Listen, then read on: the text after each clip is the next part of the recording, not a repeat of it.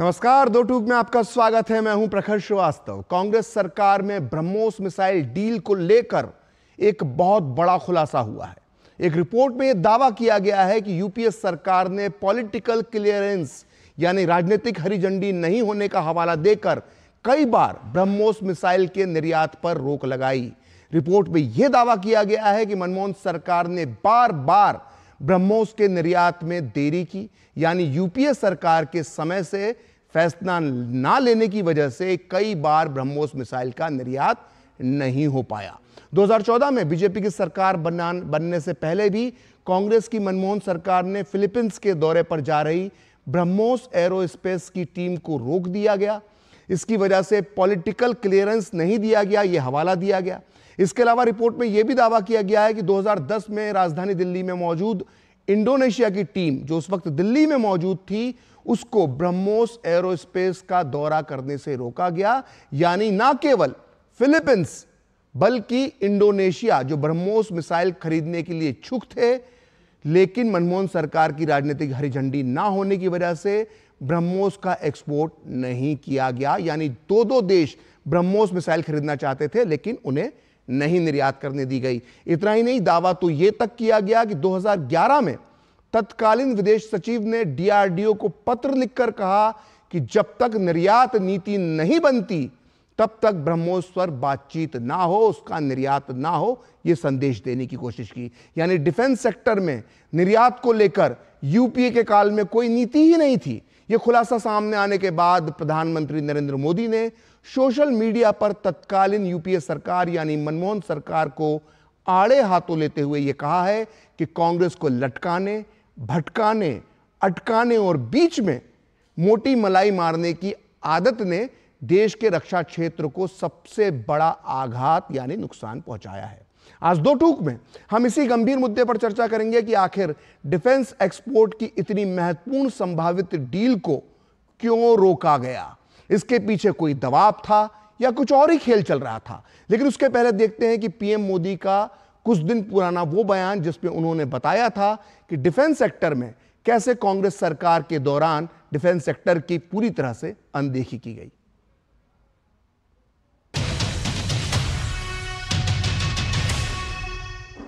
दशकों तक कांग्रेस ने भारत के डिफेंस सेक्टर को कमजोर बनाए रखा। ये लोग सेनाओं के लिए हथियार खरीदने में भी अपना स्वार्थ देखते थे। पूरे देश ने देखा है कि कैसे इन लोगों ने पूरी ताकत लगा दी कि हमारी वायुसेना सशक्त न हो, देश में रफाल लड़ाकू विमान न आए और देश की वायुसेना मुसीबतों को झेलती रहे। कांग्रेस की सरकार अगर रही होती तो भारत में बना तेजस फाइटर प्लेन भी आसमान की बुलंदियां नहीं देख पाता। ये भाजपा सरकार है जो हमारी सेनाओं को आत्मनिर्भर बना रही है। भारत की पहचान अब दूसरे देशों को हथियार निर्यात करने वाले देश की बन रही है। इस साल ही भारत ने 21,000 करोड़ रुपए के हथियार दूसरे देशों को बेचे हैं। अब हम ब्रह्मोस मिसाइल को भी एक्सपोर्ट कर रहे हैं।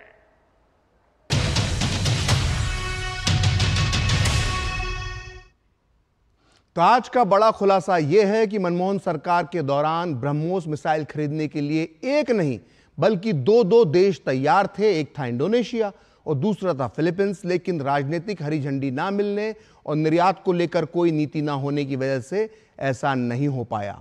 इस बड़े और अहम खुलासे पर चर्चा करने के लिए हमारे साथ मौजूद हैं खास मेहमान। हमारे साथ जुड़ चुके हैं सिद्धार्थ यादव जो प्रवक्ता हैं बीजेपी के, वहीं हमारे साथ अजय वर्मा हैं जो कांग्रेस के नेता हैं, वहीं रिटायर्ड मेजर जनरल ध्रुव सी कटोच भी हमारे साथ हैं जो जाने माने रणनीतिक विशेषज्ञ हैं। वहीं कुछ देर में हमारे साथ वरिष्ठ रक्षा पत्रकार संजय सिंह भी इस बहस में, इस चर्चा में शामिल होंगे।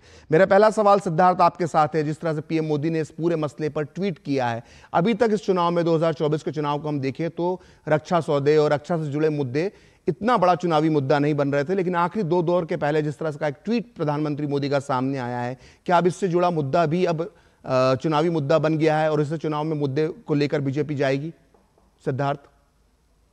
देखिए प्रखर जी, मेरा मानना है कि ये बात सिर्फ चुनावी मुद्दे की नहीं है जी। ये बात देश की सुरक्षा से जुड़ी हुई है, ये बात देश की सेना से जुड़ी हुई है, ये बात देश की इकोनॉमी से जुड़ी हुई है।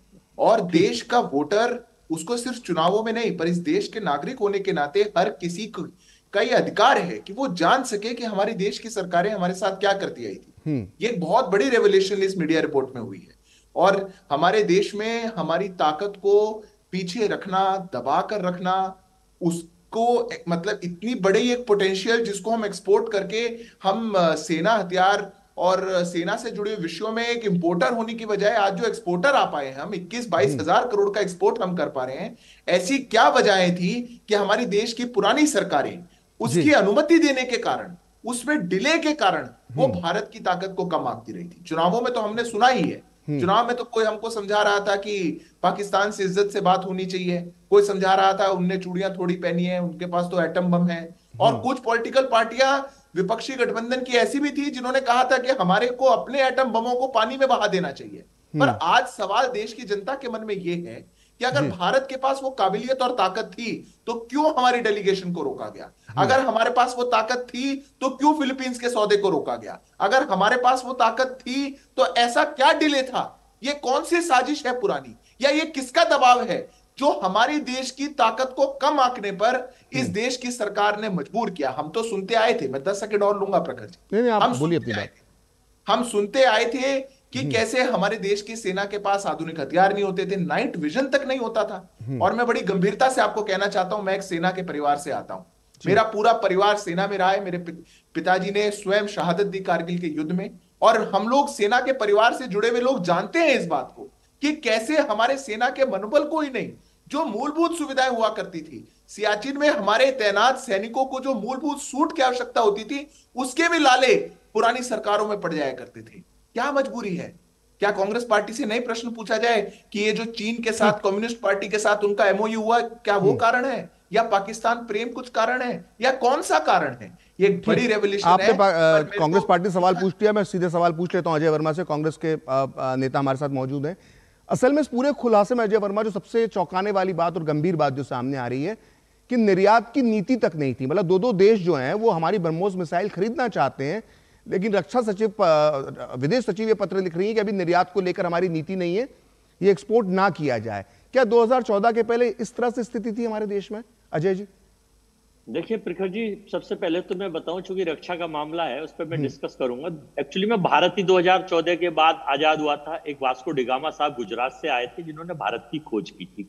ये मैं नहीं कह रहा, ये कंगना रनौत इनकी होने वाली देश की अगर सरकार बनेगी तो अजय जी अपन एक गंभीर बहस कर रहे हैं, गंभीरता बनाए रखें सब। तो थोड़ा मेरा सुन तो लीजिए, देश के रक्षा से जुड़े मामले पर बहस कर रहे हैं, इसी से मालूम पड़ जाता है कि आप कितने गंभीर हैं इस विषय को लेकर। हंसना नहीं, देखिए पहले मेरी विचार सुन लीजिए। हम वो नहीं है कि जो किसी अज्ञान आदमी को ले जाकर उस पर रक्षा सौदों में ले जाएं और अपनी सिफारिश करके उसको ऑर्डर दिलवा दें। हम 4 मित्रों को बढ़ाना नहीं चाहते। हम रक्षा में कांग्रेस पार्टी दलाली नहीं चाहती। हम देश के नाम पर लोगों को झोंका नहीं देते। 21 हमारे साथी हमारे शहीद हो गए गलवान में, और 2200 किलोमीटर से ज्यादा वहां कार्यकाल में घुस गए, वहां कोई जवाब नहीं दिया साहब ने, और झूठ और बोल दिया कि कोई ना घुसा है ना घुसने देंगे। 45 जो वो हमारे पुलवामा में शहीद हुए थे जवान, आज तक वो आरडीएक्स नहीं पता चला था। लेकिन नहीं साहब, कुछ नहीं होगा। सरकार की नीति और नीयत क्या है पूरे देश को पता है। चुनावी पॉलिटिकल विंडेटा लेने के लिए सरकार किस, पहला वोट पुलवामा के नाम मित्रों। ये मैं नहीं कह रहा, ये देश के भावी देश के प्रधानमंत्री और आजकल उनकी जो भाषा शैली है, अब केवल जब उन्हें ये लग रहा है कि चुनाव आ रहे हैं तो अब रक्षा के सौदों पे कांग्रेस पार्टी ने जो काम किया, तो 2014 के बाद आपने क्यों नहीं बेची 24 तक अब तक मिसाइलें, या क्यों नहीं आपने नए सौदे करे? एक क्वेश्चन। नहीं, आपकी जानकारी गलत है। फिलीपींस के साथ सौदा हो गया है इसी ब्रह्मोस मिसाइल का। आगे आप दूसरी चीज मैं बता कि 14 में अगर इन्हें नहीं थी और इन कांग्रेस की वजह से रुकी, चलिए कांग्रेस को तो जनता ने सबक दे दिया, वोटरों ने सबक दे दिया। 14 में जब आपने भारत की खोज करी, नवीन आविष्कार करा था, तो आपने चाइना को 18 बार बिन बुलाए आपने पानी पिया, झूला झुलाया, लेकिन लाल आंखें कभी नहीं दिखाई चाइना के ऊपर। आज तक पूछा ही नहीं चाइना से, आपसे बिन बुलाए आप जो है लाल रेड कार्पेट लेने पाकिस्तान बिरयानी खाने चले गए, चरण चुंबक करने चले गए उनकी माता जी के, तब आपसे नहीं पूछा आखिर प्रेम क्या है पाकिस्तान से, चाइना से आपका। चाइना ने सबसे ज्यादा इन्वेस्टमेंट गुजरात में किया है। चाइना से निर्यात आयात का सबसे ज्यादा स्तर इस सरकार में बढ़ा है, इन 5 सालों में बढ़ाया। कि चाइना से आपका प्रेम क्या है? केवल आप अपने भारतीय जनता पार्टी के कुछ पॉलिटिकल विंडेटा चलाने के लिए 2-4 फुलझड़ियां मध्य प्रदेश में और अपनी शासित प्रदेशों में फुड़वा के चाइना का बहिष्कार करिए और बड़ी बड़ी डीलें मैं आपको सुनाऊं चाइना की। जयशाही जी के साथ गुजरात में कितना बड़ा उन्होंने लगाया है, उस पर जवाब नहीं देंगे। क्या करने गई थी सरोज सिंह चाइना में, क्या करने गए थे अरुण सिंह चाइना में? कितनी अगर मैं चाइना की पूछूं तो रक्षा की जहां तक बात है, ब्रह्मोस मिसाइल पे आ जाए चाइना से बाहर निकल के। ये जो ब्रह्मोस मिसाइल का फिलीपींस और इंडोनेशिया जो खरीदने को तैयार थे, इसका एक्सपोर्ट हम कर सकते थे, लेकिन ये दलील दी गई, मैं फिर से रिपीट कर रहा हूं सवाल, शायद आप सुन नहीं पाए होंगे, और ये डील इसलिए नहीं की गई क्योंकि हमारी कोई निर्यात नीति ही नहीं थी। इस पर भी बात कर लेना चाहिए।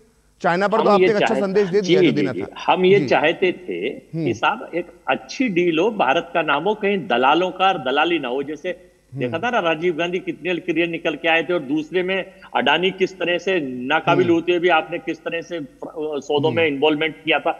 हम चाहते हैं कि भारत को एक मजबूत सिस्टम हो, नीति अच्छी बने, ताकि हमें शर्मिंदा ना होना पड़े आने वाले कल में। हम दलाली के चैप्टर को नहीं चाहते। चलिए और किसी के लिए और भी डील होगा तो हम सिद्धार्थ ने अपनी बात रखी, अजय जी आपने अपनी बात रखी। जी जी मैं 10 सेकंड और बोलूंगा। जी जी बोलिए।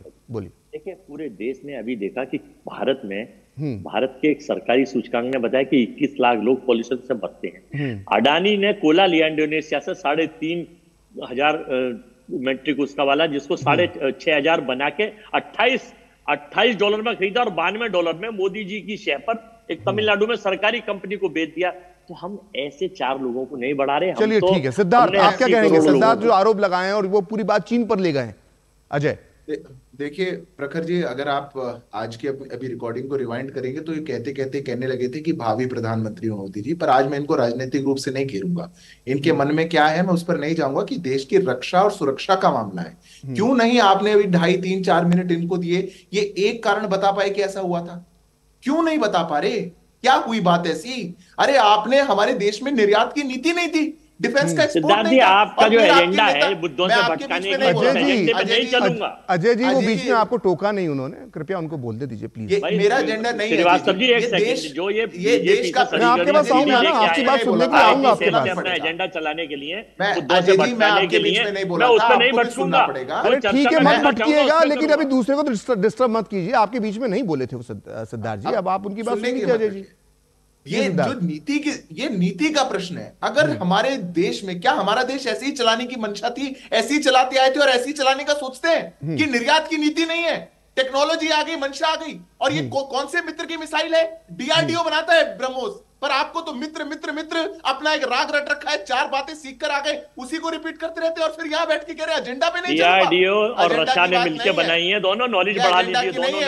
डीआरडीओ और रक्षा ने मिलकर बनाई है ब्राह्मण। अरे डीआरडीओ उसमें है कि नहीं है? डीआरडीओ किसका है? देश का है, आपका और मेरा है। अरे ठीक है, डीआरडीओ रशिया ने मिलकर बनाई है, मुद्दा ये नहीं है। उनकी बात तो सुन लीजिए अजय जी, क्या बीच में बोल रहे हैं? आपको पूरे समय बोलने दिया गया, आपको किसी व्यक्ति ने डिस्टर्ब नहीं किया, अब आप बीच बीच में बोल रहे हैं। नेगेटिव रिपोर्ट आ गई लंदन से, इतना क्यों घबरा रहे? पूरा 1 घंटा है आपके पास, अभी आऊंगा मैं आपके पास। सिद्धार्थ बोलिए। तो सोचो अजय जी, अरे अजय जी चुप हो जाइए प्लीज, ऐसे बीच में डिस्टर्ब करना अच्छी बात नहीं है। आपके समय किसी ने नहीं बोला, अब अपनी बात बोलने दीजिए, आप उसका जवाब दीजिएगा। बोलिए सिद्धार्थ जी, लेकिन पूरी बात बताइए। आप मेरी पूरी बात को सुन लीजिए। आपके पास जब अवसर आएगा आप लंबा बोलिएगा मुझसे, मैं एक बार नहीं टोकूंगा।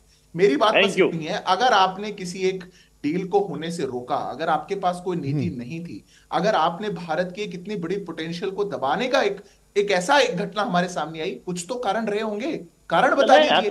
पर कारण इनके ऐसे हैं प्रखर जी कि इनके नेता सदन में खड़े होकर के मजाक बनाते हैं आत्मनिर्भर भारत का, मेड इन इंडिया का। वो कहते हैं अरे बब्बर शेर सदन में खड़े होकर के। यही नीति है, देश के बारे में इतना ही सोचते हो। अरे देश बहुत आगे बढ़ सकता है। अगर आपने ऐसा नहीं सोचा होता तो 2014 में 2004 में जब हम आपको देश को 10वें पायदान पर देके गए थे, तो 14 में हम आपसे 10वें पायदान पे नहीं लेते। हमने 14 से 24 के बीच में उसको 10वें से 5वें पे ले आए, 5वें से तीसरे पे ले जाने वाले, 2047 में विकसित भारत बनाने वाले, निर्यात से हम आयात पे चले गए, हम 23,000 करोड़ का डिफेंस एक्सपोर्ट कर रहे हैं। ये मंशा की बात होती है।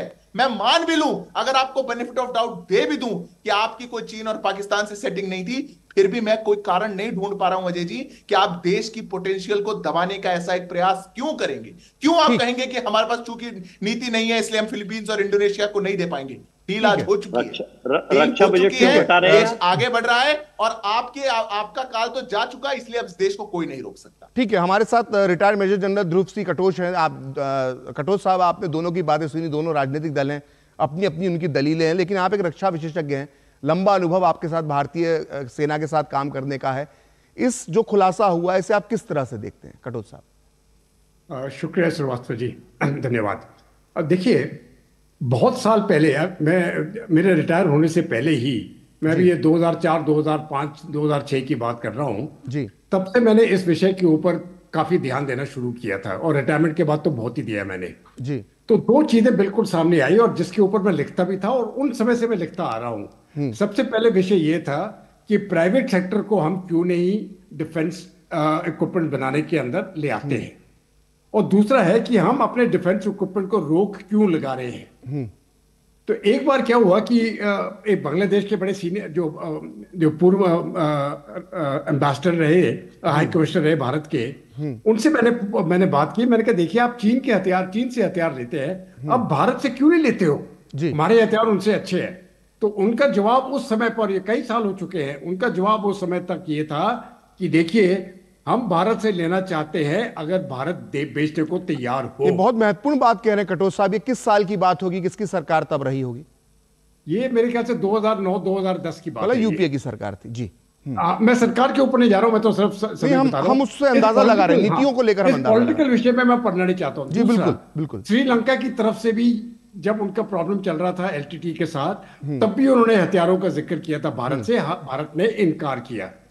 तब जाके मैंने लोगों से पूछा, मैंने कहा क्यों इनकार कर रहे हो? तो कई लोगों से मुझे ये जवाब आया कि देखिए, क्योंकि भारत गांधी का देश है, हम हथियार नहीं बेचेंगे। लेकिन गांधी का देश तो बाकी देशों से हथियार खरीद रहा था, बिल्कुल। और जब हम दूसरों से हथियार खरीद रहे थे तो हमारी खुद की इंडस्ट्री जो है वो पीछे रह गई। हमने अपने प्राइवेट सेक्टर को आने नहीं दिया। लेकिन जब हम अमेरिका से लेते हैं, उनका प्राइवेट सेक्टर ही हमको हथियार देता है, बिल्कुल, इजराइल का प्राइवेट सेक्टर देता है। जो भी बाहर के हथियार हैं, रूस के अलावा, आमतौर पर ये प्राइवेट सेक्टर से ही आते हैं जी। तो वहां पर इस प्रकार की बात नहीं हुई। क्योंकि एक तो बात मैं साफ कहना चाहता हूं, जहां तक भारत के जो हमारे रिसर्चर्स हैं, साइंटिस्ट हैं, और जो हमारी कॉर्पोरेट सेक्टर की काबिलियत है, वो इतनी है कि भारत को डिफेंस सेक्टर में 100% सेल्फ रिलायंट बना सकते हैं। अच्छा, इसमें जो बार बार एक शब्द आ रहा है, जितने पत्र मैंने पढ़े हैं, जो पत्रों का खुलासा हुआ है, वो पत्र में बार बार एक चीज आ रही है कि निर्यात को लेकर नीति नहीं बनाई है। निर्यात को लेकर नीति का क्या हम लोग मतलब समझे? एक आम दर्शक जो है उसको समझाती हुई आप थोड़ा सा बताएं। ऐसा है, जस्ट फर्ज करो कि अगर आपने ऑफेंसिव हथियार जिसको कहते हैं ना, देखिए कुछ हथियार जैसे बुलेट प्रूफ जैकेट्स वगैरह जो नॉन ऑफेंसिव हथियार है, इनको तो भारत पहले भी बेचता था बड़े स्मॉल क्वांटिटी में। लेकिन जब हम ऑफेंसिव हथियारों के ऊपर जाते हैं तो उसके ऊपर बिल्कुल रोक लगाई गई थी। ये पुरानी नीति है। ये अब जाके मेरे ख्याल के कोई 6-7 साल पहले, 8 साल पहले इसको तब्दीली किया गया था कि अभी हम उस विषय पर जाएंगे कि हम हथियारों का एक्सपोर्ट करेंगे। और इसीलिए आपने देखा होगा कि जो एक टारगेट सेट की गई थी $5 बिलियन की, वो अभी पूरी हो गई है। और मेरे कहने का मतलब ये है कि आप $5 बिलियन भी उस समय पर हमको बहुत ज्यादा लगता था, अभी मुझे लगता है ये भी कम है, $25 बिलियन की बात हो जाएगी और वो भी हम पूरा करेंगे। ये है भारत की काबिलियत। एक और बात मैं राफेल की, क्योंकि राफेल भी जिक्र में आ गया था, मैं राफेल के ऊपर बात करना चाहता हूं। राफेल का केस तो खैर सब जानते हैं, मैं उसके ऊपर जाना नहीं चाहता हूं, लेकिन ये एक चीज मैं बताना चाहता हूं आपके दर्शकों को, राफेल भारत के लिए क्यों जरूरी था। जहां तक चीन के साथ बात है, जो सुपीरियोरिटी, हवाई सुपीरियोरिटी हम कहते हैं टिबेटन प्लाटो के ऊपर, उसके लिए राफेल भारत के लिए आवश्यक जरूरी था। और क्योंकि हमने उस पर देरी कर ली, हमारा डिफेंस आप ये कह सकते हैं एक तरह से कॉम्प्रोमाइज हो चुका था। इसीलिए ये बहुत जरूरी था इस हथियार को, इस हवाई जहाज को लाना। और मुझे और जो भी इस डिफेंस क्षेत्र में है उनको भी बहुत खुशी हुई कि हमने फिर आखिर में ये हवाई जहाज जल्दी समय पे ले लिया, क्योंकि हमने 10 साल 2004 से 2014 तक, और ये डील समाप्त की गई थी इतने 10 साल अरसे के बाद 2014 में समाप्त की गई थी। और ये मनमोहन सिंह जो प्राइम मिनिस्टर थे वहां पर, और जो रक्षा मंत्री थे एंटनी साहब, प्रधानमंत्री का नाम इसमें मेरे से गलती से निकल गया, ये एंटनी साहब की नोटिंग में ये लिखा गया है, जो उन्होंने लिखा था कि हम इस हथियार को नहीं लेंगे, इस एयरक्राफ्ट को नहीं लेंगे। तो ये मुझे बात समझ नहीं आती। हाँ, हमारे पास मौका था, ये समय बर्बाद होने की कोई आवश्यकता नहीं थी। निश्चित तौर पर एक मौका था जो समय बर्बाद हो गया। अगर हम उस समय से अगर हम एक्सपोर्ट करना शुरू करते, गंभीर रहते, तो शायद एक लंबा इंतजार नहीं करना पड़ता। संजय सिंह जी भी हमारे साथ हैं, कई मीडिया हाउस में डिफेंस बीट कवर करते रहे हैं, बड़े जानकार हैं रक्षा मामलों के। संजय सिंह जी, जो पूरा इस हम पत्रों को जब पढ़ते हैं अलग अलग, जो भी आज जो ताज़ा खुलासा हुआ, उसमें बार बार एक आती है पॉलिटिकल क्लियरेंस। इसका मतलब क्या होता है? और जब पीएम मोदी ट्वीट करते हैं कि मलाई काटना, एक शब्द वो इस्तेमाल करते हैं, इसका क्या मतलब निकाला जाए? देखिए, बहुत बहुत धन्यवाद कि आपने हमें इस परिचर्चा में भाग लेने का अवसर दिया जी। और हमारे जो सीनियर सैन्य ऑफिसर बैठे हैं उनको भी मैं नमस्कार करता हूं। बात यह है कि ये अब तक के जो हमारे वक्ताओं ने जो बातें बोली हैं, उन्हीं बातों से मैं शुरुआत करता हूं। यूपीए गवर्नमेंट में हमने ये महसूस किया, हम लोग, मैं 2005 से डिफेंस जर्नलिस्ट हूं, और मैंने ये महसूस किया कि यूपीए सरकार या कांग्रेस की सरकारों ने डिफेंस डील को लेकर के, खासकर एक्सपोर्ट की तो कोई पॉलिसी इनकी थी ही नहीं, इंपोर्ट को लेकर के भी इनका बहुत ही गंभीर रुख नहीं रहा। जैसे आप लोगों को याद होगा कि 126 MMRCA डिफेंस जो राफेल की जो डील होने वाली थी, उसको लेकर के भी एंटनी साहब ने कोई खास रुचि नहीं दिखाई, और कई साल से हम राफेल या कोई भी इस तरह का फाइटर प्लेन खरीदने में नाकाम रहे। जबकि हमारे आर्म फोर्सेस को वेपन चाहिए, लड़ने के लिए वेपन चाहिए। तो मुझे लगता है कि राजनीतिक इच्छा शक्ति का अभाव रहा। ये सारे डील होते हैं राजनीतिक इच्छा शक्ति से। पॉलिटिकल आपका क्या उद्देश्य क्या है, आप किस तरीके से देश को लेते हैं, अपने आर्म फोर्सेस को किस तरह से लेते हैं, अपने जो हमारे जो नेबरिंग कंट्रीज हैं उनके साथ हमारे क्या क्या चैलेंजेस हैं, उन चैलेंजेस को मीट आउट करने के लिए हम इसको किस तरीके से करते हैं। तो ये हमेशा यूपीए गवर्नमेंट की और कांग्रेस की ये नीति रही है डिफेंसिव मोड में रहने की, और डिफेंसिव मोड में रहने की वजह से ही मुझे लगता है कि बहुत सारी प्रॉब्लम्स आई। जैसे हम लोगों ने एंटनी साहब से एक बार पूछा था कि हमने इंफ्रास्ट्रक्चर डेवलप क्यों नहीं किया एलएसी पर और चाइना से लगी बॉर्डर पे, तो उनका कहना था कि कांग्रेस को, सरकार को लगता था कि चाइनीज उधर से आसानी से आ जाएंगे, बड़ा विवादित, तो इसलिए हमने इंफ्रास्ट्रक्चर डेवलप नहीं किया। ये बहुत ही सिंपल बातें हैं, बहुत ही सिंपल बातें हैं। आर्मी का जो मॉडर्नाइजेशन प्लान है उसको भी इन्होंने समय से शुरू नहीं किया। तो और देखिए, नेवी को त्रिशूल मिसाइल की जरूरत थी, त्रिशूल मिसाइल कामयाब नहीं रहा जो डीआरडीओ ने उसको बनाया था, और उसके जगह पर बराक मिसाइल खरीदा, उस पर भी इन लोगों ने लांछन लगाए। जब फर्नांडिस साहब डिफेंस मिनिस्टर थे कि साहब आपने इसमें कमीशन खाया, और कमीशन की बात कहीं सामने नहीं आई, लेकिन उसको लेकर के भी इन लोगों ने नाना प्रकार की प्रवंचनाएं की। लेकिन संजय जी, हम इस पर्टिकुलर इसी मामले की बात करें, हम इस ब्रह्मोस मिसाइल के एक्सपोर्ट की बात करें। अभी आपने इंपोर्ट की बात की, डिफेंसिव मोड में था, ये था एक्सपोर्ट करने में क्या दिक्कत थी, ये पॉलिटिकल क्लियरेंस क्यों नहीं था, और ये मलाई काटना, इसका क्या मतलब था? क्या ये एक्सपोर्ट करने के लिए क्या किसी और चीज का इंतजार कर रहे थे, या इस डील को किसी अलग दिशा में ले जाने की कोशिश हो रही थी? मुझे लगता है, जैसे कि अभी एक बयान आया था मणिशंकर अय्यर का कि हमें पाकिस्तान से डरना चाहिए क्योंकि उसके पास परमाणु बम है। मुझे लगता है कि डर के मारे ये लोग डील नहीं करना चाहते थे कि चाइना कहीं नाराज ना हो जाए, क्योंकि वियतनाम और फिलीपींस ने साउथ चाइना सी से लगी हुई जो कंट्रीज हैं, उन्होंने डिमांड की थी, पहले से डिमांड की थी कि हमें ये मिसाइल चाहिए, लेकिन कांग्रेस यूपीए गवर्नमेंट ने कभी इस पर गंभीरता नहीं दिखाई। तो मुझे जो लगता है एक डिफेंस जर्नलिस्ट के तौर पे कि इसके पीछे शायद ये वजह हो कि वो चाइना को नाराज नहीं करना चाहते थे, क्योंकि इस तो जाहिर सी बात है कि मिर्ची तो चाइना को लगनी थी। बिल्कुल। तो हम इन्होंने चीन के बाड़े में जाके, जाके संजय जी, हम चीन के बाड़े में जाकर अपनी ब्रह्मोस मिसाइल उसके दुश्मन देश को देना चाहते थे, लेकिन ये 2010 में नहीं हो पाया। फिलहाल हम एक ब्रेक लेंगे और ब्रेक के बाद इस मुद्दे पर, इसके और पहलुओं पर हम चर्चा करेंगे। लेते हैं एक छोटा सा break.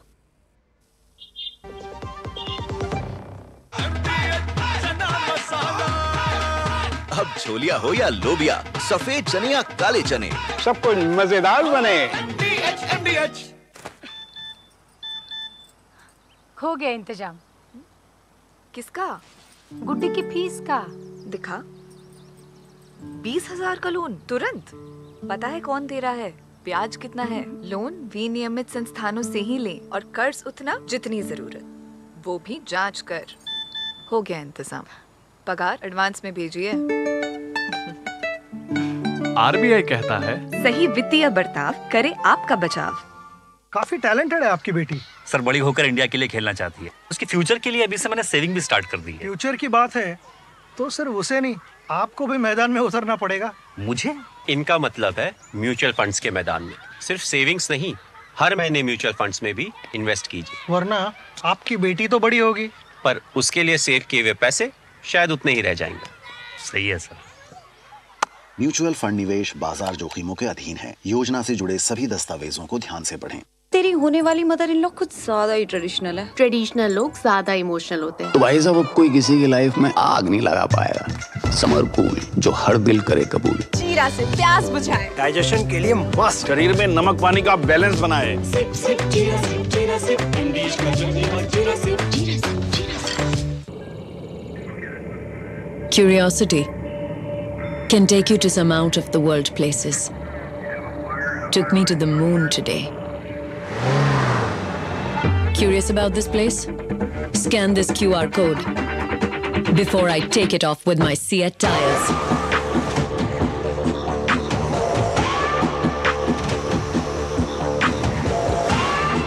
Seat, crafted for the curious. बात जब पीढ़ियों के लिए बनने वाले घर की हो तो जिम्मेदारी बड़ी हो जाती है। गैलेंट समझता है ये जिम्मेदारी। अब डबल एम रिब्स के साथ गैलेंट एडवांस TMT रीबार, निर्माण का real hero. Delivery boy has picked your order. अरे भाई, पता है भूख लगी है। 30 मिनट का मैसेज नोटिफिकेशन आया था ना। मैसेज के सहारे थोड़ी बैठ सकते हैं। कल आपने कुछ शेयर्स बेचे थे ना? हाँ, तो चेक किया? मैसेज आया तो था। सिर्फ मैसेज काफी नहीं है। आप शेयर मार्केट में कोई भी ट्रांजैक्शन करते हैं ना, तो स्टॉक एक्सचेंज से आए SMS या ईमेल को अपने डीमैट अकाउंट और बैंक स्टेटमेंट के साथ भी टैली कीजिए। बेटा, भूख में ना दिमाग बंद हो जाता है। सोच कर, समझ कर, इन्वेस्ट कर। अब तक टेस्टी राजमा बनाना नहीं आया। बिना MDH राजमा मसाला के टेस्टी राजमा कैसे बनेगा? MDH राजमा मसाला। क्या स्वादिष्ट राजमा बनाए। MDH। तो ब्रेक के बाद दो टूक में एक बार फिर आपका स्वागत है और हम चर्चा कर रहे हैं कि यूपीए सरकार में किस तरह से ब्रह्मोस मिसाइल के जो एक्सपोर्ट था उसको लटकाया गया और उसे लेकर अब विवाद हो रहा है। और ब्रेक से पहले संजय सिंह जो कह रहे थे वो महत्वपूर्ण बात कही कि जब हम चीन के बाड़े में यानी साउथ चाइना सी में फिलीपींस को जब ब्रह्मोस मिसाइल देना चाह रहे थे तो उसे रोक दिया गया। कहीं ना कहीं चीन का दबाव हो सकता है, ऐसी आशंका है। अजय वर्मा जी, ये बहुत गंभीर मामला है क्योंकि जब आप बात कर रहे थे तो चीन की आपने बहुत बात की ब्रेक से पहले, अब ये आरोप लगना शुरू हो चुका है। जानकार ये मान रहे हैं कि जब हम फिलीपींस, जो चीन का दुश्मन है, प्रतिद्वंदी है साउथ चाइना सी में, जब उसको हम ब्रह्मोस मिसाइल दे रहे थे तो ये डर था कि चीन इससे हमसे नाराज हो जाएगा, इसलिए इस डील को डिले किया गया, पॉलिटिकल क्लियरेंस नहीं दिया गया। अजय जी, इस पर आप क्या कहेंगे? कहां लिख रहा है साहब, ये कोई ऑर्डर हुआ था कि चीन नाराज हो जाएगा या कोई वो पास हुआ था संसद में? केवल अनुमान लगाने से मैं सोचने लगूं कि साहब ऊपर एक, तो अनुमान तो आप भी लगा रहे थे थोड़ी देर पहले, झूला झूलने वाले और लाल आंखें दिखाने वाले को तो पूरे लोगों ने देखा था। मतलब कोई लॉजिकल, अजय जी कोई लॉजिकल सवाल आपसे पूछ रहे हैं, आप कहीं और दिशा में ले जाते हैं। आपसे पूछते कुछ है, आप वास्को डी गामा की बात, मैंने आपसे पहला सवाल पूछा शो की शुरुआत में, मैंने आपसे पहला सवाल पूछा, आप वास्को डी गामा की बात करने लगे, 2014 में भारत का आविष्कार की बात करने लगे। कोई गंभीरता है किसी विषय को चर्चा करने की आप में? सिद्धार्थ यादव जी बैठे हैं, वो बीजेपी का पार्ट वो निभा लेंगे, आप थोड़ा मेरा सुनिए। अरे भाई साहब, सवाल पूछना मेरा काम है अजय जी, आप सवाल पर उल्टे सीधे जवाब देंगे तो रोकूंगा मैं आपको। आप दर्शकों का बहुमूल्य समय खा रहे हैं, इसलिए मैं आपको टोक रहा हूं। नहीं, आप मुझे लिख के आप पर एक आरोप लगा, आप पर एक आरोप लग रहा है, आपकी सरकार जो यूपीए की थी, कि चीन के दबाव में हो सकता है कि ये डील नहीं की गई, एक्सपोर्ट नहीं किया गया। आप इस पर क्या कहना चाहेंगे? नहीं, मैं ये बताना चाहता हूँ, देखिए आज हमारे दोनों वरिष्ठ वो सहयोगी साहब बैठे हुए हैं, अभी संजय जी और दूसरे रक्षा के हमारे ऑफिसर बैठे हैं, इनके विचार है, अच्छी बात है, इनके क्या विचार है ये जाने भाई। तो लेकिन जो परिस्थिति है भारत की, जो हालात हैं, आपको राफेल पे चर्चा कर रहे थे, मैं बताऊं कि 500 कुछ करोड़ का राफेल 1600 से ज्यादा कुछ में खरीदा गया। और फ्रांस के पेपरों में फ्रांस के पूर्व राष्ट्रपति ने इस पे चर्चा भी उठाई। हमारी सरकार आएगी तो जांच जरूर होगी, कोई चीज निकले या ना निकले। डिसॉल्ट एविएशन को जब वो राफेल दिया गया, उसकी तकनीकी के बारे में पूरे देश को पता था कि क्या हुआ था, लेकिन चूंकि जिस तरह से कोयले की डेंसिटी, अडानी साहब को अभी 3500 वाला कोयला 6500 डेंसिटी 6000 में देके 52, ये सारी चीजें तो जनता के सामने पटल पर हैं। लेकिन एक पॉलिटिकल विंडेटा, पॉलिटिकल एजेंडा, चुनाव जीतने के लिए आप केवल उसको एजेंडा बना के चलेंगे। यादव जी भी नॉलेज में, ये भी बाद में कहेंगे सॉरी एक्सक्यूज हो चुका है जब जांच होगी तो। कोयले का ये 21 लाख लोग मरे हैं, ये रिपोर्ट आई है सरकार की उस प्रदूषण से हिंदुस्तान में। तो इसके ऊपर किसके ऊपर मुकदमा दर्ज हो? एक मुकदमा दर्ज होने के लिए लोगों पे एक पत्रकार ने डाला है, मैं आपको कॉपी अखबार की भेज दूं, प्रधानमंत्री लेके और अडानी को लेकर इसी के ऊपर के इतने लोग मरे हैं इसमें पॉल्यूशन की वजह से और इतना पैसा गया है जनता का। मैं ये पूछना चाहता हूँ, रक्षा में भारत में श्रीमती इंदिरा गांधी ने पाकिस्तान के 2 टुकड़े करके बांग्लादेश बनाया। इसका मतलब इससे पहले कोई ना विकास था, ना लड़ाई थी, ना युद्ध जीते, ना अटैक हुए, ना हथियार बिके, ना हथियार बने। जो मैंने कहा नहीं, 2 काम हुआ है। 2014 के बाद ही भारत विकसित है। रेल भी जभी बनी, जेल भी जभी बनी। देखिए देश में लोकतंत्र है, यहाँ हिटलर शाही नहीं है। माननीय नरेंद्र मोदी जी प्रधानमंत्री हैं, सबके आदर्श हैं, लेकिन जब वो इस तरह से हट के बातें करते हैं तो लोग सोचने लगते हैं उनकी तरफ कि कहां पहुंच गए। हार के डर से सत्ता तो आती रहती है, जाती रहती है। हम लोग थे, जनता ने हटा दिया। अब आप 10 साल आपने करा, आप तो सारे लोग हटा रहे हैं, तो आप बेचैन हो रहे हैं, उल्टे सीधे आरोप लगा रहे हैं, पुरानी चीजों को ला रहे हैं। आप 2014 से लेकर 24 में आपने कितने रोजगार दिए, आपने कितने रक्षा बजट को बढ़ाया, कितने युद्ध करके देश जीते।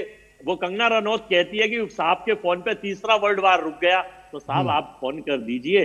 अब जो है उसको भी कह दीजिए कि आपके कहने से आप ही प्रधानमंत्री बन जाएंगे, आपके फोन में तो इतनी ताकत है। और इनके एक संबित पात्रा, इनके बड़े वरिष्ठ प्रवक्ता और नेता हैं और दत्तक पुत्र है प्रधानमंत्री जी के, उन्होंने तो हद ही कर दी। प्रधानमंत्री जी तो कहा था कि मैं बायोलॉजिकल नहीं, ईश्वर ने मुझे भेजा है। उन्होंने तो उससे आगे बढ़ के कि भगवान जगन्नाथ और भगवान मुद्दे में बात करने को तैयार नहीं सिद्धार्थ यादव। लेकिन एक आरोप आपने जो लगाया है वो महत्वपूर्ण है। इन्होंने कहा है कि 2014 के पहले ऐसा लगता है जैसे रक्षा के क्षेत्र में कोई काम ही नहीं हो रहा था और सारा कार्य जो है वो 2014 के बाद हुआ। ये आरोप ये सिद्धार्थ यादव जी लगा रहे हैं। अजय, आप अनम्यूट कर लीजिए अपना माइक। जी, मैं माफी चाहूंगा। सरदार जी घबराइए मत, अनम्यूट कर लीजिए, आपको सब सुन रहे हैं। अब 4 तारीख के बाद अनम्यूट कर लेना। अजय जी, मैं बिल्कुल नहीं घबराता, और आप जैसी बातें कर रहे हो उससे तो बिल्कुल क्यों घबराऊं। अब प्रश्न आप मुझसे क्यों पूछ रहे हैं? हम तो आर्मी के लोगों का बड़ा सम्मान करते हैं, दिल बिछा के स्वागत करते हैं। चलिए बोलिए। आप मुझे, मेरे सम्मान के लिए आप मुझे 2 मिनट बोलने दीजिए, उतना ही मेरे लिए पर्याप्त रहेगा। मैं किसी विषय पर आपसे चर्चा कर रहा हूँ। मैं, आप मुझसे प्रश्न पूछना चाहते हैं, मैं कहता हूँ मुझसे क्यों पूछ रहे हैं? स्वयं से जाकर के पूछिए ना। इस देश में डेटा है, इस देश में पता चल रहा है कि डिफेंस एक्सपोर्ट्स कितने हैं। मैं आपको बताऊं, अगर 2022-23 में 2.71 लाख करोड़ का डिफेंस प्रोक्योरमेंट हुआ है, जिसमें से 99% इंडियन इंडस्ट्रीज से सोर्स हुआ है। 334% का डिफेंस एक्सपोर्ट पिछले 5 सालों में बढ़ गया है हमारा। 1 लाख करोड़ का मार्क हमने पहली बार डिफेंस प्रोडक्शन में क्रॉस किया है 2022-23 की। उसमें आप बता दीजिए आपके कौन से साल में था। पर ये जो एक इनका है एक SPFC, ये शहजादा परिवार करप्शन सिंड्रोम जो इनका है ना, इनको उसकी आदत हो चुकी है। मानते हैं कि अरे अगर हमने बोफोर्स के टाइम इतना भ्रष्टाचार किया था तो राफेल बिना भ्रष्टाचार के कैसे होगा। विश्वास नहीं होता, अजय जी की पार्टी को विश्वास नहीं होता कि इतनी बड़ी डिफेंस की डील हो गई, उसमें भ्रष्टाचार नहीं हुआ। अरे सुप्रीम कोर्ट में उसकी बिल्कुल चर्चा हुई, उसका एक लंबा विश्लेषण हुआ और आपने माफी मांगी। उसके बावजूद टीवी पे बैठ करके बाज नहीं आएंगे। आज का विषय, अजय जी मैं आपको आमंत्रण देता हूं, मैं युवा भी हूं इस पैनल पर, जिस दिन आपको बहस करनी हो, प्रखर जी गवाह है इसके, आप बेरोजगारी पर आकर के करिएगा, आप महंगाई पर आकर के करिएगा, देश के जिस विषय पर आपको करनी होगी कभी भी कर लीजिए। आप जितना समय आप बोलेंगे। पर आज अगर अजय जी, बस 10 सेकंड और बचे हैं, बैठकर 10-15 सेकंड बचे हैं। आप सुविधा से इवेंट अजय जी, अगर आज का टॉपिक देश की राष्ट्रीय सुरक्षा से जुड़ा हुआ है, अगर आज का अजय जी अभी आपने वादा किया था कि आप बोलने देंगे और फिर बीच में डिस्टर्ब करने लग गए, लेकिन नहीं स्वीकारेंगे। नहीं, जहां चाहे वहां डिबेट करने भाई साहब, आपके बीच में नहीं बोला था। अजय जी आपने खुद कहा था बीच में टोकेंगे नहीं, और फिर देखिए अपनी बात पर तो कायम रही है। चलिए, अपने आप ही फीड रुक गई इनकी। चलिए बताइए आप सिद्धार्थ जी। जी, मैं बस इतनी बात कहता हूं, अगर आज का इतना महत्वपूर्ण विषय है जो देश की राष्ट्रीय सुरक्षा, देश की इकोनॉमी, हमारे एक्सपोर्ट्स, हमारी इकोनॉमी, इतने विषयों से जुड़ा हुआ है, हमारी काबिलियत को रोकना दबाना, ब्रह्मोस जैसी मिसाइल जिसकी पूरी दुनिया जिसकी ताक देख रही है, आज पूरी दुनिया लाइन लगा करके जिसको लेने की एक इच्छा रख रही है, क्या मजबूरी थी कांग्रेस पार्टी की? इतना ही तो जवाब मांग रहे हैं, कोई कारण नहीं बता पाए। आज उस पर बात कर लीजिए, थोड़ा सा जवाब दे दीजिए, शायद क्या पता दिल को संतुष्टि मिल जाए, हम भी कह दें आप कम गुनहगार होंगे, पर आप नहीं जवाब देंगे तो माना जाएगा कि आप चरण के होने से पहले कल दिल्ली में कल 58 सीटों पर चुनाव है, आज ही क्यों आ गया है ब्रह्मोस का मामला? आप इसे 2014 से लेकर 24 के बीच कभी भी उठा सकते थे। ये आपका सेट, ये इसका कब आया, उससे क्या लेना देना? आया तो जवाब दीजिए ना भाई साहब, ये आपका बात कर रहे हैं अजय जी आप। अब ये तो देखिए अजीब बात हो गई कि मीडिया हाउस का खुलासा है, एक चैनल ने खुलासा किया है, और चैनल कब खुलासा कर रहा है कब खुलासा नहीं कर रहा, अजय आप ये तय नहीं कर सकते, ये आप तय नहीं कर सकते कि किसी चैनल के रिपोर्टर को कब कौन सी इन्वेस्टिगेटिव स्टोरी मिलती है, वो कब उसे ऑन एयर करता है, ये आप तय नहीं कर सकते ना मैं तय कर सकता हूं। ये एक दूसरे चैनल ने खुलासा किया है, तो ये सब बीजेपी आईटी सेल से आप सबको नोट करके दे रखा है कि इस टाइम, अब देखिए छठे चरण में ये उठा है, 7वें चरण में कुछ नया चलिए ठीक है, एक वक्त एक ब्रेक का हो रहा है। अजय जी रोक रहा हूं, वक्त एक ब्रेक का हो रहा है। ब्रेक के बाद हम जनरल ध्रुव कटोच से जानना चाहेंगे कि 2014 के पहले जो स्थिति थी और 2014 के बाद जो स्थिति डिफेंस एक्सपोर्ट में है, जैसे कि दावे प्रतिदावे किए जा रहे हैं, उनको लेकर क्या हकीकत है, क्या सच्चाई है, हम जानेंगे एक छोटे से ब्रेक के बाद। MDH का किचन किंग किचन में हो तो हम सब कुछ बना सकते हैं। बैंगन का भरता, आलू गोभी, भिंडी मसाला और भी बहुत कुछ। MDH Curiosity can take you to some out of the world places. Took me to the moon today. Curious about this place? Scan this QR code before I take it off with my Seat tires.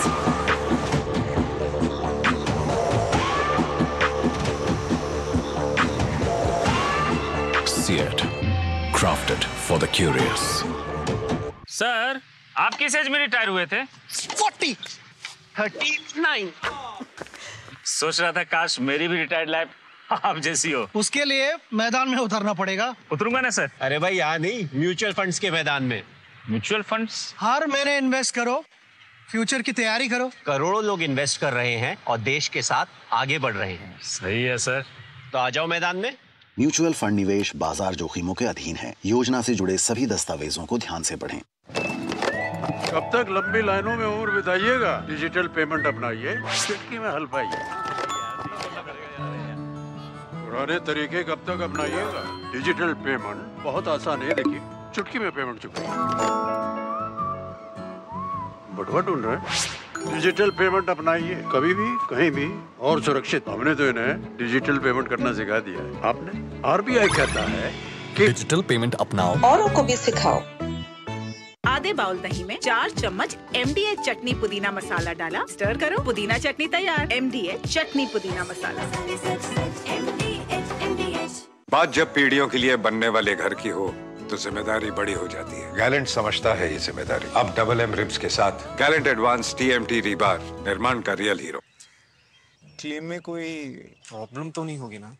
Don't worry sir, car repair से लेकर claim settlement तक policy बाजार हमेशा आपके साथ होता है। Policy बाजार पे कार इंश्योरेंस कंपेयर करके 8,000 रुपए तक बचाओ। तुम्हें पता है इन्वेस्टर्स के लिए एक इन्वेस्टर प्रोटेक्शन फंड होता है IPF, लेकिन अगर तुम्हारा ट्रेड एक्सचेंज पर एग्जीक्यूट नहीं हुआ या फिर कोई गारंटीड रिटर्न्स वाली स्कीम है तो ये IPF आपकी मदद नहीं कर सकता है।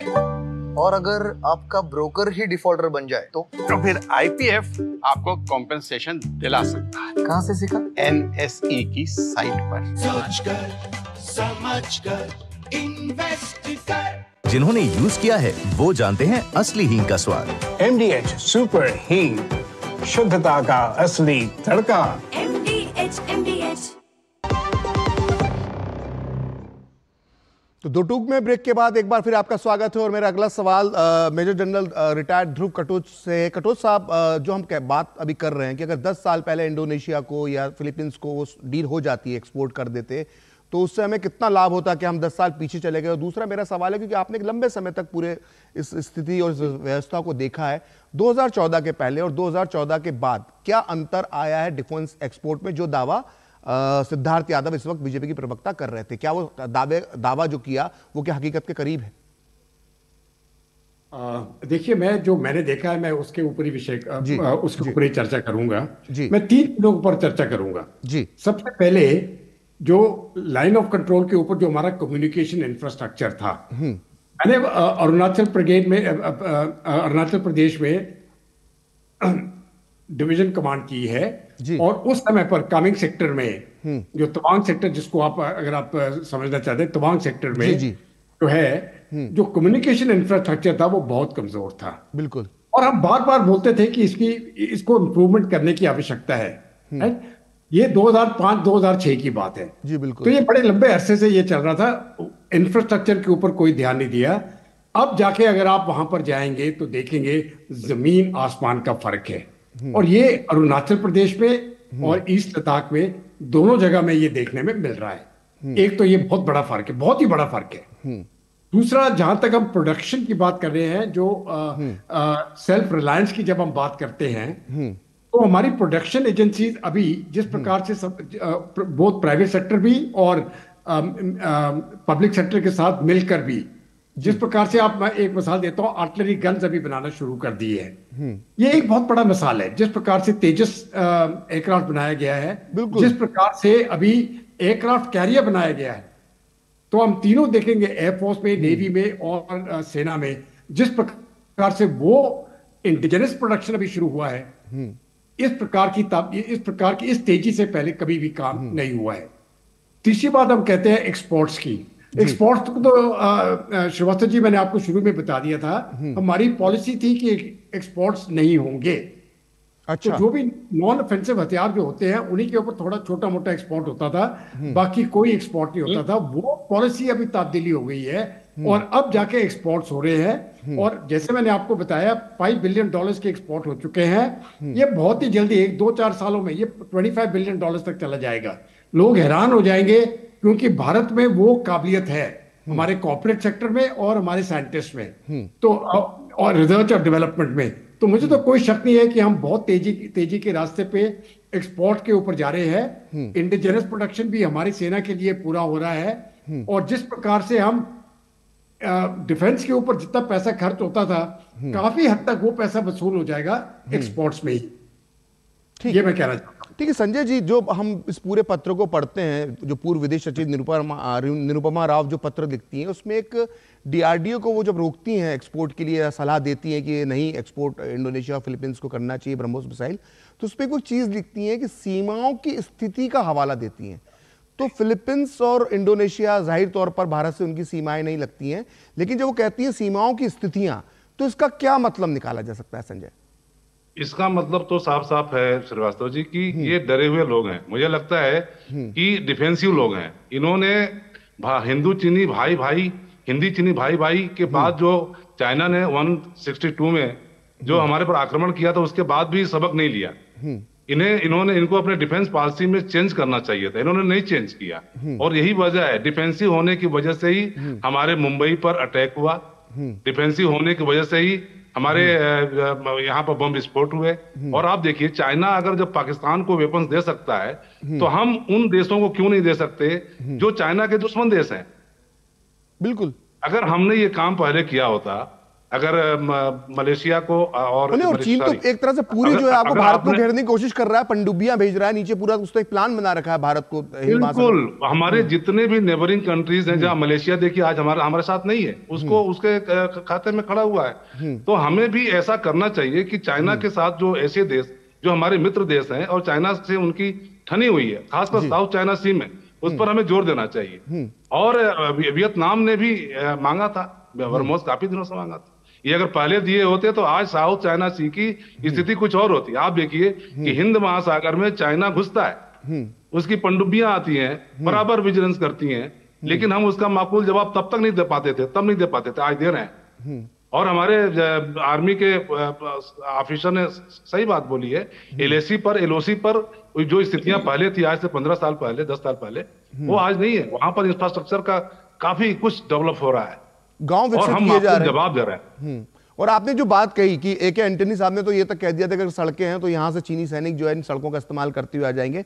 तो अजय वर्मा जी, जो अब हो सकता है एक बात और मैं कहना चाहूंगा कि जब उनसे तवांग में जब टसल हुआ था चाइना की आर्मी के साथ और हमने सवाल उठाए थे एंटनी साहब से, तो उन्होंने कहा कि नहीं, it is the matter of the external affair ministry, we can't say anything. मतलब डिफेंस मिनिस्टर बोलता है कि चाइनीज मामला अगर वहां पर कुछ मामला बिगड़ रहा है तो उसको एक्सटर्नल अफेयर मिनिस्ट्री उसको देखेगा। ये कोई बात होती है? तो ये डरे हुए लोग थे और डर के मारे ही इस देश का ये हाल हुआ है, और आज वो देश बदल रहा है, दुनिया देख रही है। ठीक है अजय, जो आपने पूरी बातें सुनी, ठीक है, सिद्धार्थ की बात से आप शायद इत्तेफाक ना रखें क्योंकि सिद्धार्थ जो है बीजेपी के प्रवक्ता हैं, लेकिन आपने संजय जी की बात सुनी, कटोच साहब की बात सुनी। जो बात निकलकर सामने आ रही वो यही आ रही है कि हमारी जो पॉलिसी थी 2014 के पहले यूपीए सरकार के दौरान, मनमोहन सिंह जी की सरकार के दौरान, वो डिफेंसिव पॉलिसी थी रक्षा के मामले में। ये आरोप बार बार लगता है, इस पर आप क्या कहेंगे? हो सकता है सिद्धार्थ से आप बहस करते हो, बीच में टोकते हो, लेकिन कम से कम 2 एक्सपर्ट जो है वो ये बात कह रहे हैं। नहीं, जनरल साहब का बड़ा सम्मान है, लेकिन जो पत्रकार होते हैं उनकी अपनी विचारधाराएं आजकल 2014 के बाद विचारधारा नहीं है भाई साहब, सरकार के साथ चल रही है। डिफेंस जर्नलिस्ट की विचारधारा सिर्फ राष्ट्रवादी विचारधारा होती है। बोला था आप, नहीं, आप गलत बात बोल रहे हैं जय जी, गलत बात बोल रहे हैं।